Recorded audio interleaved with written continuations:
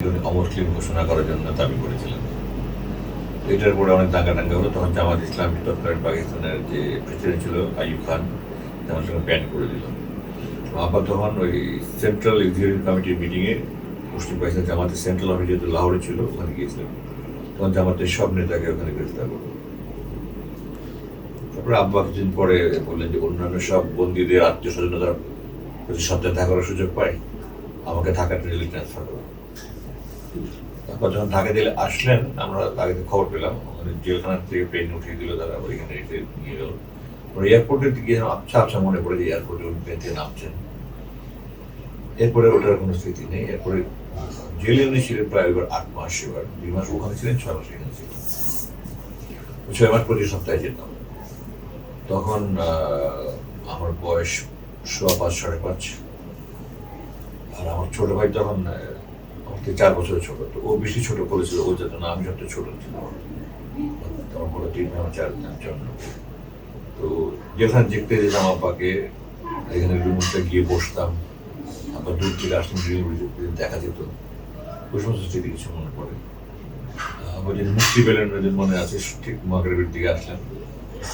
তখন গাড়িটাই ছিল না, ঘোড়ার গাড়িতে করে আব্বা আসবেন। আমাদেরকে আম্মা তাড়াতাড়ি লোকমা খাইয়ে দিয়েছেন, তাড়াতাড়ি খাওয়া আব্বা আসবে। লোকমা খেতে খেতে আমাদেরকে মাইকে আওয়াজ পেলাম, গোলাম আজম জিন্দাবাদ। মিছিল নিয়ে করে লোকজন নিয়ে আসলাম। খাবার মধ্যেই দৌড়ে গেলাম আপনার কাছে, আবার করে নিলাম। আরো অনেক লোকজন ঘিরে রেখেছে, আমার সাথে মধ্যে নিয়ে আসলাম। এই একটা আছে। আর একটা হলো যে তৎকালীন গভর্নর ছিল মোনায়েম খান। মোনায়েম খানের ছেলে খসরু নাম সম্ভবত মিশরের কায়রোতে প্লেন ক্রাশে মারে।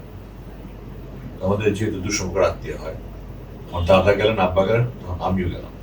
আমার এটা মনে আছে যে এখন যেটা আপনার বঙ্গভবন, এটা তো আসলে গভর্নর হাউস ছিল, পাকিস্তানের গভর্নর হাউস বলতো। এবং এখন তো বঙ্গভবনের সীমানা অনেক ছোট করে ফেলেছে, রাজুকের বরাবর নিয়ে এসছে। গুলিস্তান পর্যন্ত কিন্তু পুরোটাই আপনার গভর্নর হাউসের সীমানা ছিল।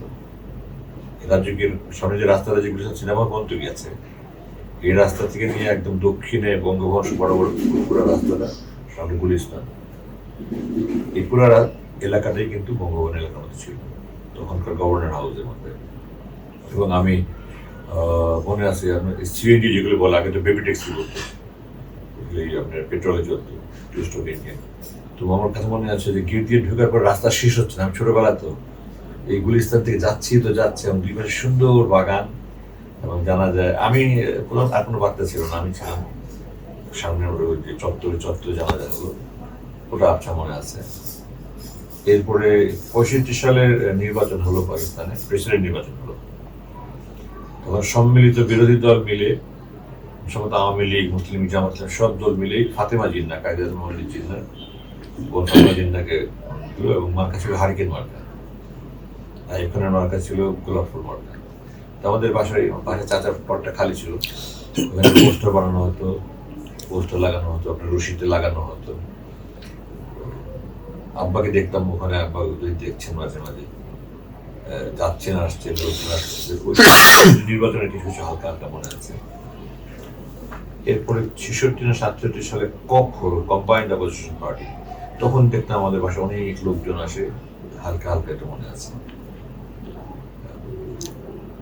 67 68 এই 2 বছর আমি আব্বার অফিসের পাশে নাখালপাড়ায়, যেটা প্রধানমন্ত্রীর কার্যালয়, তার পিছনে ওখানে আব্বার অফিস ছিল, জামাতের অফিস ছিল। ওটা পাশের নতুন স্কুল হয়েছে, 67 68 2 বছর ওখানে পড়েছে।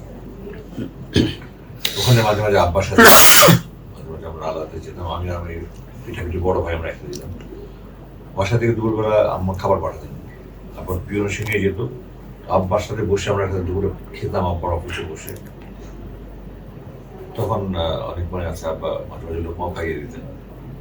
স্কুলের পাশেই ছিল অফিস, লাঞ্চ টাইমে আব্বার এখানে গিয়ে অফিস। এরপরে 67 68 সময় তখন তো আপনার আন্দোলন শুরু হলো শেখ সাহেবের বিরুদ্ধে, আগরতলা ষড়যন্ত্র মামলা, আন্দোলন শুরু হলো।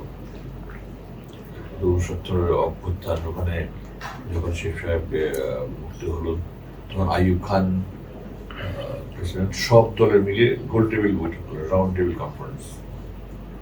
আব্বা ওটাতে গেলেন। এটা মার্চ মাসের কথা, 70-এর। কিন্তু ওখানে শেখ সাহেবের ভূমিকার কারণে ওই মিটিং ভুল হয়ে গেল এবং তারপরে আইয়ুব খান পদত্যাগ করলো, পদত্যাগ করে ইয়াহিয়া খানকে ক্ষমতা দিল। 1970 মার্চ মাসে আবার সনটা ঠিক মনে নেই, মার্চ মাসে আব্বা সামরিক শাসন জারি হলো, ইয়াহিয়া খান ক্ষমতায় আসলো।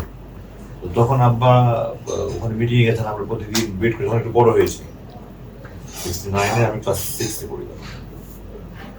আব্বা আসবেন এবং আমরা জানি আব্বু ওখানে গেলে আমাদের খেলনা নিয়ে আসতাম, বিভিন্ন রকম খেলনা নিয়ে আসতাম, তো ফল নিয়ে আসতাম। তখন আমাদের সে এত ফল পাওয়া যেত না, পাওয়া যেত না ফল, থেকে আঙ্গুর, কমলা, মালটা সব নিয়ে আসতেন, আপেল, ওগুলো একটা উৎসবের মতো ছিল। আবার 2-3 মাস পর যেতেন, উনি আসতেন, আমাদের খেলনা নিয়ে আসতেন আর ফল নিয়ে আসতেন, আমরা ওগুলোর জন্য অপেক্ষা করছি।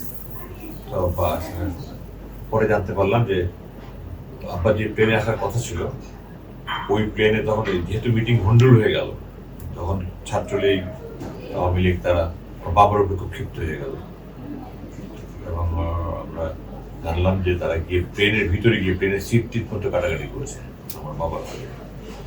মানে শেখ সাহেবের সাথে একমত পোষণ করেনি, জামাত একমত পোষণ করেনি, উনি 6 দফা দিয়েছে, যেটা দিতে গেলে দেশ বিভক্তির জন্য ছিল।